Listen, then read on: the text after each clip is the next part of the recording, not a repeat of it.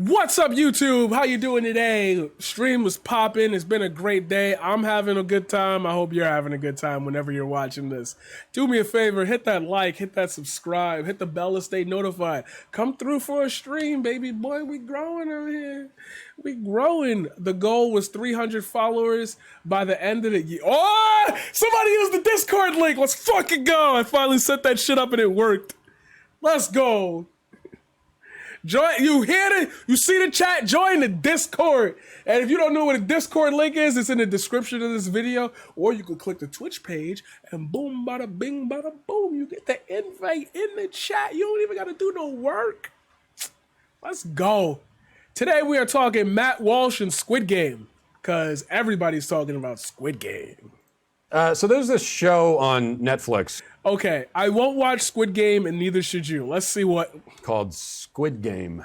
And this came out apparently September right now, 30th. So Netflix is not very forthcoming with this sort of information about how many people are actually watching their programs. I mean, for all we know, their top show has like 10 viewers. And we would never know because they don't tell us.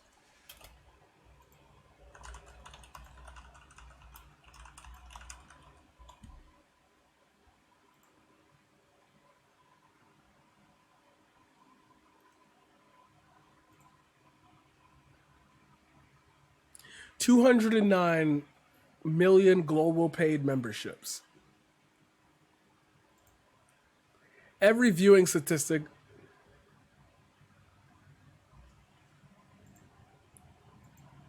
It took me 4 seconds on a stream with like 3 people in here.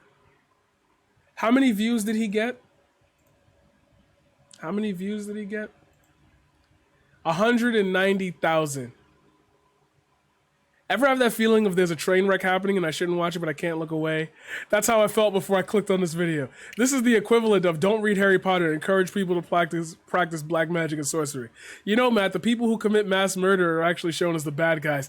Damn, the ratio! My man got ratioed. The ratio baited us. The ratio. But they have told us proudly that this show, Squid Game, is I think right now, their most popular show across the world on streaming. Everybody's watching this thing. Well, here's the story from the Daily Mail, dubbing Squid Game the most twisted series on TV. It says, a gruesome Netflix horror series about a fictional deadly game show in which poverty-stricken characters compete battle royale style to win a $27 million cash prize has come under fire from viewers over its unnecessary gore and violence. The same way The Walking Dead had a whole bunch of people saying, the scenes of Negan beating Glenn and Abraham with the bat were way too violent for the show. Korean made... Minus the fact that, like,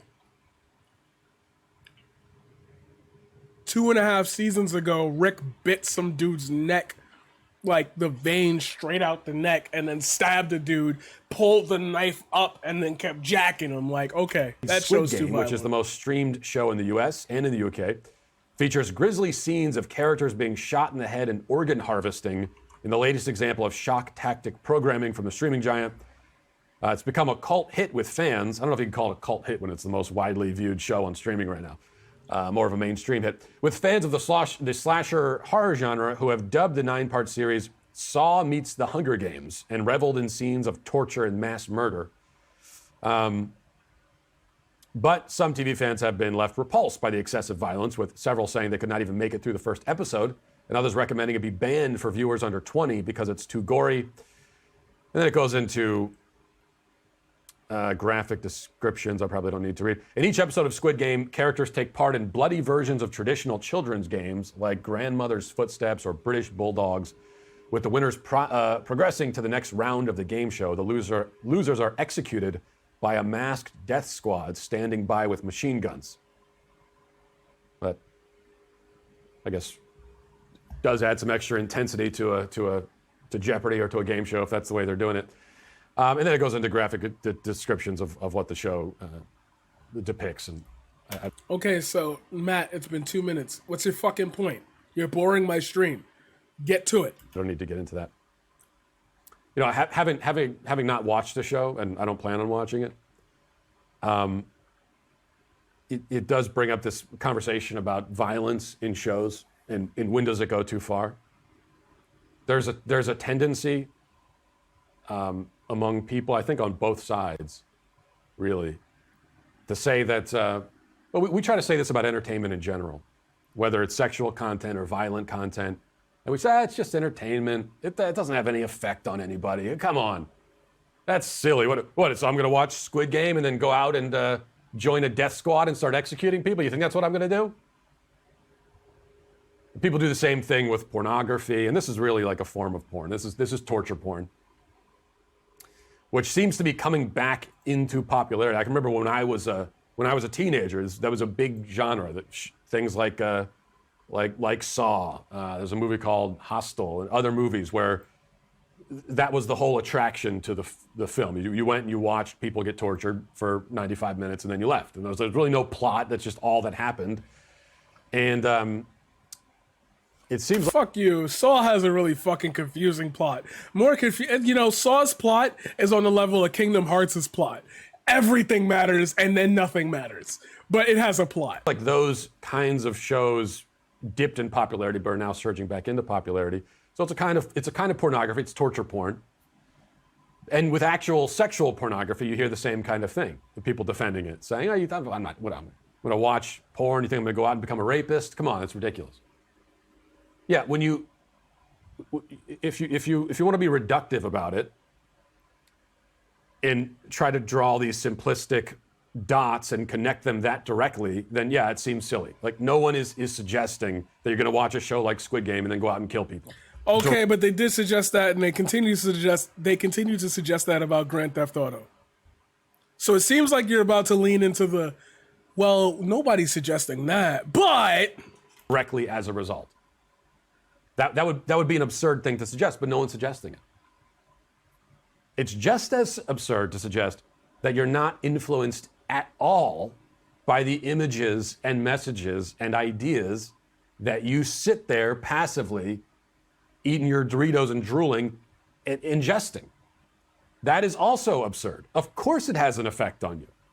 We're human beings. We have minds. We are affected by all of the messages and images that we come in contact with. The advertising industry is if we're not affected by images and messages and ideas, then the advertising industry wouldn't exist.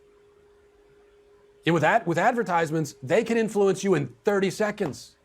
They can influence you with a billboard you see on the highway for 3 seconds as you're driving by.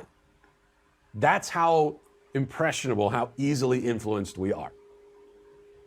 And so I do worry about that. With pornography, of course, and I worry about that with gratuitous violence in films and in shows. And did you not watch Heat? Al Pacino, good film. I say gratuitous. That doesn't mean that every single show and movie we watch has to be rated G. I don't think that at all. Some of my favorite films of all time, Saving Private Ryan, one of my favorite films, extremely violent. I think what makes it gratuitous is when almost all of the entertainment value is in watching people be mutilated and killed in all of these gory and graphic ways. It sounds like you watched the show because they weren't killed in gory and graphic ways. They were all just shot to death. And half the shots were off screen. When that is the entertainment, if violence is part of the story, you're watching a war film, violence is part of the story. You can't take violence out of that. If you're going to take violence out of a war story, you might as well not tell the story at all. That's also not that's also not fucking true. The whole story is the violence. What was Inglourious Bastards about? And the entertainment value is in watching people be ripped open and disemboweled. That's when it becomes gratuitous. And that's when you have to worry about the kind of influence that has on us.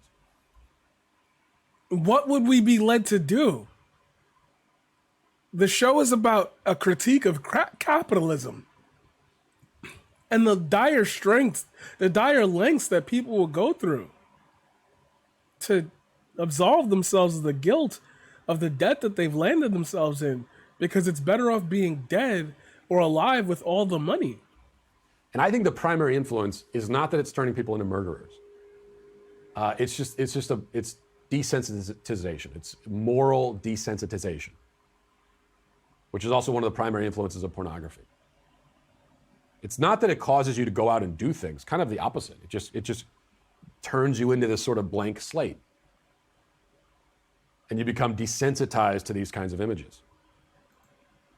And even though it's fictional, right? If you're watching someone be disemboweled in Squid Game, it's fictional, but if you're sitting there watching it and enjoying it, you do have to ask yourself, why do I enjoy watching this?